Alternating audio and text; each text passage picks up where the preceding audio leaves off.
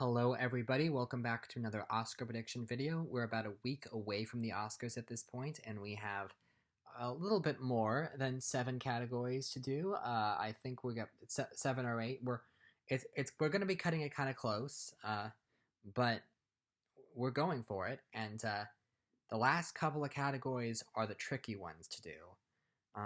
So let's go right into it. Today we're going to be talking about Best Actor. And this one, there is reasonable room for doubt. There is reasonable room for an upset, even though there is a frontrunner. And so, let's just go into this and try to be objective and try to be fair, but be aware of the fact that there could be an upset. Also, this is a really, really strong lineup. So I'm just going to put that out there right off the bat. Fifth most likely to win is Gary Oldman in Mank. So this is Gary Oldman's 3rd nomination. He previously won for Darkest Hour a couple years back. So he's a very, very well-respected actor. And this nomination proves that because he is good in the film, and he accomplishes exactly what he needs to accomplish in that performance, but it's not the type of performance that really, really shines. And I think when you compare it to some of the other performances in this lineup, Oldman does seem like the odd one out. He seems like the weakest one. Again, not a bad performance, but I've said I believe that if you took Gary Oldman out of this list and replaced him with Delroy Lindo for The Five Bloods, you would have an acting lineup that is maybe comparable to Best Actress 1950. And I know that is an incredibly strong statement to make, but I'm sticking by it. And I think that we'll get to the top 3. We'll see how incredible the top 3 are. Oldman is very, very good in this role. But the fact that the movie itself does not have a lot of passion behind it, the fact that it got snubbed for screenplay and editing, and also the fact that Oldman just won, and I don't think they're in a hurry to give him a second one. If for them to give him a second one so soon, he would have to give a truly incredible performance that's just undeniable, and that's not what his performance in Mank is. It's the number 5, and I'm quite confident in saying that he is not going to win. 4th most likely to win is Steven Yeun in Minari. So this is Steven Yeun's 1st nomination. It's a very, very good performance, although the thing I want to emphasize with Minari is that this is one of those movies where I would almost argue there's no real lead, that everyone in the film is supporting. It truly is an ensemble piece. But Steven Yeun, if anyone's the lead, it's Steven Yeun, and he does definitely do a good job. But the thing is, because the film is so centered around everybody in the family, he doesn't feel like the true... I mean, he doesn't dominate the film the same way that the top 3 in this category dominate their films. And he doesn't... It's not a performance that calls too much attention to itself. It's a very nuanced and lived-in performance, and it fits perfectly for what the film... Much like what Gary Oldman was doing in Mank, he does exactly what is required of him by the script and by the director. So it's a very good performance and a worthy nomination. In terms of a win, I doubt it. This is not the type of performance that wins lead actor in most years, and given the insane competition he's up against with this incredible top 3, I would find it very hard to believe. I would be very shocked if he won. And he doesn't have any big precursors. He has a lot of nominations, but no real wins in the build-up to this. So, good on Steven Yeun for getting that nomination, and maybe something will come along in the future where we'll have a better shot at winning, but it's not this movie. 3rd most likely to win is Riz Ahmed in Sound of Metal. Oh boy, now we start getting to the big guns here. This top 3 is phenomenal. Riz Ahmed might be my personal winner. If I had a ballot, Riz Ahmed might be the person I would vote for, because his performance is truly astounding. Uh, it's so lived in and it's so nuanced, and we are seeing the entire film from his perspective, and we are hearing the entire film from his perspective also, and the way that he shows his going into the 5 stages of grief over losing his hearing, and how he denies it, and how he gets angry, and how he loses everything. It's just such a believable performance. I think a lesser actor and a lesser script, you could have made this such a predictable beat of him being such a jerk to everyone in the deaf community, and him being so reluctant to change. And but this it just feels real. It feels like a real person, what a real person going through this type of scenario would be like. And it's really quite astonishing, and it's really quite beautiful. And but I in a different year he'd be in contention. But not only is there an insane top two, but he is he's a relatively new actor. He burst onto the scene back in 2013 in Nightcrawler, and now he's had some respectable roles, but this is his first like real Oscar nomination. So he does feel new, and he is relatively young. So it feels like the Oscars will have a chance to reward him in the future. Um, Plus the perform while he hasn't it hasn't won any of the major precursors. It's certainly a very well respected performance, and the movie around him is very well respected, which is why I could see him getting enough votes for a shocking upset victory. But I don't think it's going to happen. Again, the performance itself is unbelievably good, and in a different year, he'd seriously be in contention for the win. But the competition is just too steep. Even this performance is going to get lost in the shuffle. Second most likely to win is Anthony Hopkins in The Father. So, when this movie premiered at Sundance at the beginning of 2020, uh, it not only did it receive rave reviews, but people were saying Best Actor is over. Pencil and Anthony Hopkins, it's winning.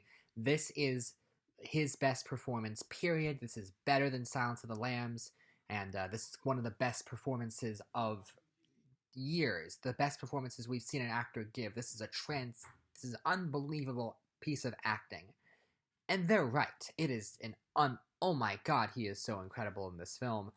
Playing a man who is battling this long, hard, tough battle with depression, with the dementia. It's it's so it's you cannot look away from Hopkins. Especially during the final scene, which is just so I can't praise him enough. It's such an incredible piece of acting, and it on paper this makes sense. He does hold the distinction of being the oldest person ever nominated for Best Actor. He would definitely be the oldest winner, and the performance is most certainly deserving of this prize. He did win the BAFTA, and with and nothing else. He won the BAFTA was his main award, but the BAFTA could be important. And people were talking about, well, he's British. Did he just win the BAFTA because he's British, or did he win the BAFTA because of something else? There is, now that people are seeing The Father and it's nominated for a Best Picture and all these other awards, it's a really beloved film. A lot of people who are seeing the movie are like, okay, Hopkins gives the best performance of the year. There is a groundswell for Anthony Hopkins. And I think there is a very, very real possibility that he is our winner. It almost hurts to not predict him, because I can see it happening. And yet, my number one prediction, most likely to win, is Chadwick Boseman for Ma Rainey's Black Bottom. Chadwick Boseman, so this past year has been hard for many reasons, but one of the biggest gut punches of the year for me, and I know for many people, was the sudden and unexpected passing of Chadwick Boseman to a cancer we didn't even know he had. I think for me at least, I didn't fully recognize how important Chadwick was to me and to so many other people until he died. I I didn't know him personally. I haven't even seen that many of his movies, and yet it felt like a family member had passed away. It was just so I haven't felt this way since Robin Williams. And Chadwick was just such a reliable presence, and in this film he goes even beyond what we thought he was capable of doing as an actor and just shines in this incredible role. He and it's a performance that even if he were still alive, he would still be in contention for the awards. However, the fact that this was his last role, as you watch him in the film, you can kind of tell. You get the sense that he knows he doesn't have a lot of time left, and he is pouring every single ounce of his being into this character.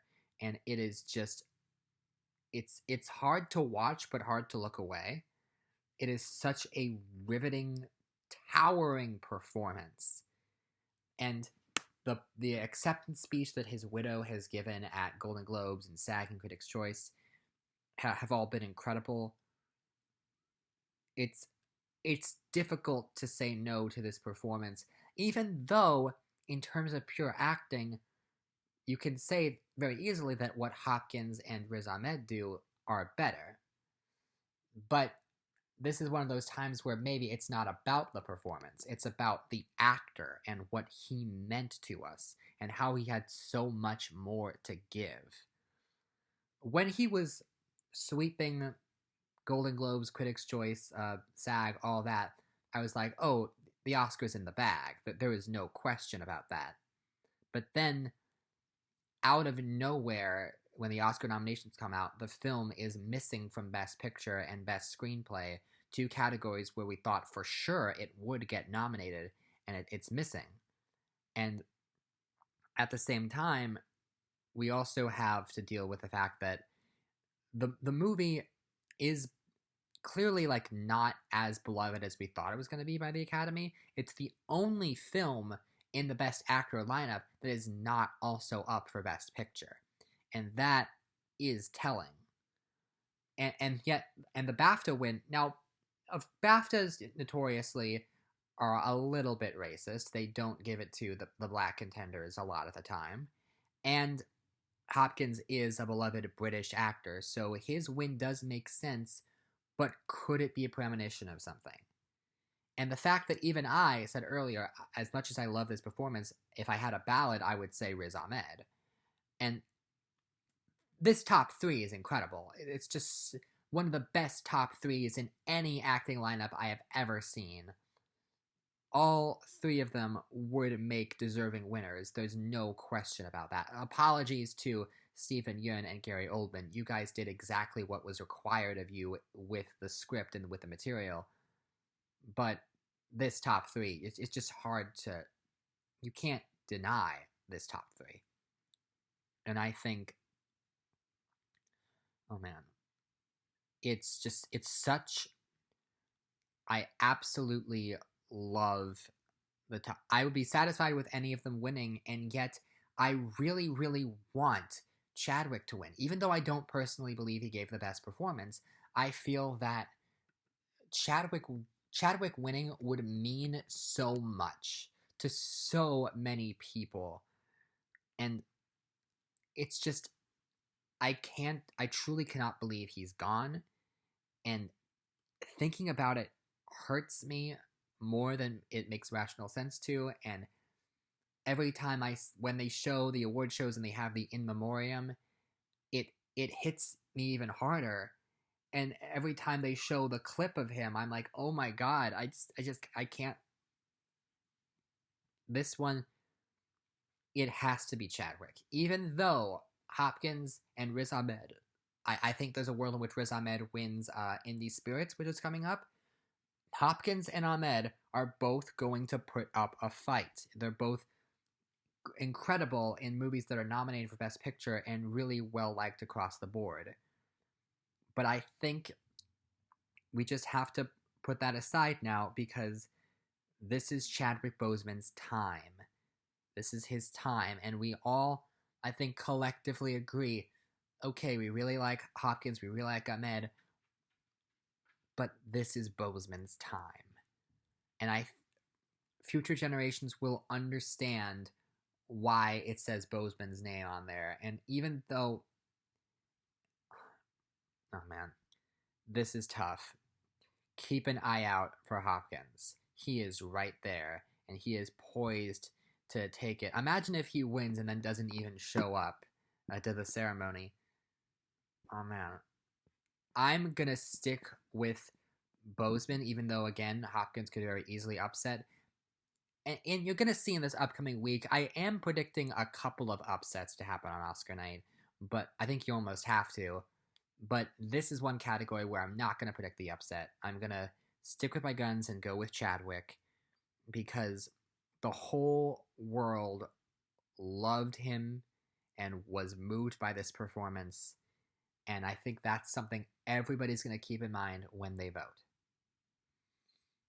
Okay, so that is my official prediction for Best Actor. Thank you very much for watching, and tune in next time where I will be taking a look at the category of Best Live Action Short. So see you then.